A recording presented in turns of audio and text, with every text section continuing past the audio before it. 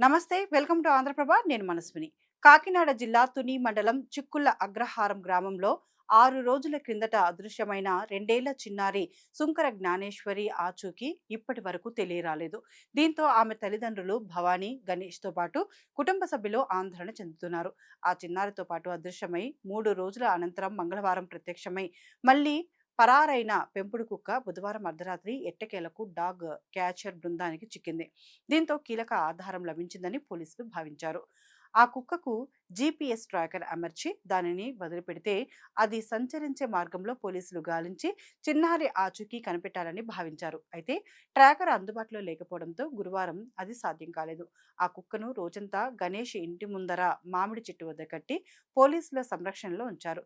కొంతసేపు ప్రశాంతంగా ఉంటున్న ఆ కుక్క అప్పుడప్పుడు సమీపంలోని వ్యక్తులపై దాడికి ప్రయత్నిస్తోంది.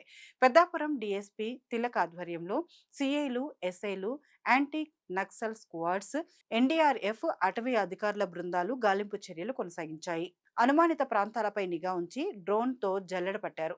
సీసీటీవీ ఫుటేజ్ సేకరించి పరిశీలిస్తున్నారు. మరోవైపు గ్రామంలోని ఇంటింటా ఎన్యూమరేషన్ చేశారు. కొండ ప్రాంతాలలో చిన్నారి లేకపోవచ్చని, కిడ్నాప్ లేదా గుర్తు తెలియని వ్యక్తులు ఎత్తుకుపోయి ఉండవచ్చనే అనుమానాలు బలపడుతున్నాయి. జ్ఞానేశ్వరి 6 రోజులుగా ఎక్కడుందో, ఎలా ఉందో, ఏమైపోయిందోనని కుటుంబ సభ్యులు భయాందోళనకు గురవుతున్నారు.